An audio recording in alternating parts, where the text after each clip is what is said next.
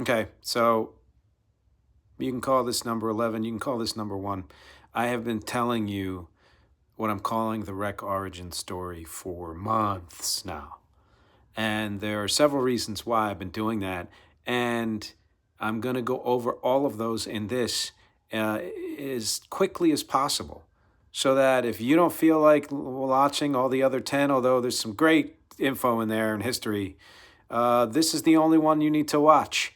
It's the summary. It's the Wreck origin story summary. And so here's how it goes. I have been a recording artist, a singer, songwriter, musician, multi-instrumentalist, etc. for years and years and years and years. I've been doing it since I was a kid. And it has been my absolute goal, off and on, I will say honestly, to make that not just a sustainable career, but a very large career. Because I firmly believe, and I have not been able to say this at every point in my life, at some points maybe, that my music, what I do, what I produce, what I write, is not just worth hearing and worthy, but it is fucking great.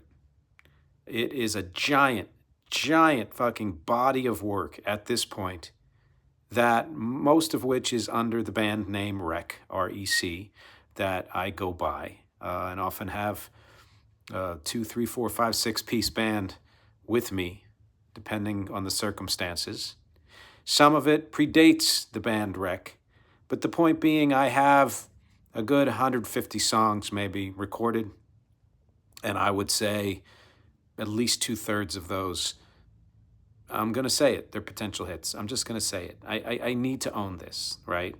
And the reason I'm saying this is not because I want to brag. It's not because I want to convince you.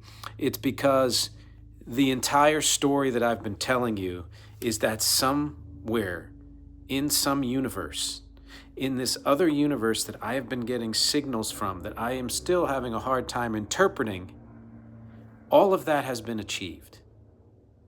My music status has risen to the stratosphere and has somehow altered that world in a way that threatened somebody or something, that caused them to create a device to cause a rift, to essentially send me here, my consciousness here. I don't know how it works.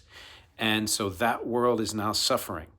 And at the same time, in a sense, we are suffering and I am suffering. I won't say suffering in the way some people are suffering. I know there's a distinction, and I'm not trying to claim that. And it's because these worlds have been misaligned. Is it the same world? Is it a different one? I have no idea. I know that I'm getting these messages and that this person or entity on the other side has done their best to tell me that the way to communicate with them is through the music. And the way to communicate through the music is to get that music out to as many people as possible, into your consciousness, into everyone's consciousness, so that all of us can feel it together, can experience it together. And then that collective energy is what is going to create the amount of energy needed to send this signal through the whatever it is. It's not a wormhole. I know that's a different thing, but through the barrier, let's say, to the other universe, so that finally the energy that is trapped there can be aligned with the energy that we have here. And all of those things that I mentioned in the history of my music that didn't happen here but did happen there can finally be put into motion. Better late than never, right?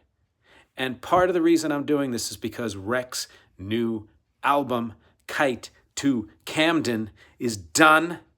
I am finishing the final mixes and masterings. It will be released only on Bandcamp first, and I'll tell you why later on, but it won't be streaming right away. It'll be on Bandcamp and it'll be on Patreon, and I will put those links below. I'll also put a link to the singles that I have released from Kite to Camden. But of any music, this new album was inspired by all of this. The cover, me flying the kite, it's like sending a signal. Everything about it was inspired by me generating enough energy through all of us to send this signal so that everything can be the way it's meant to be.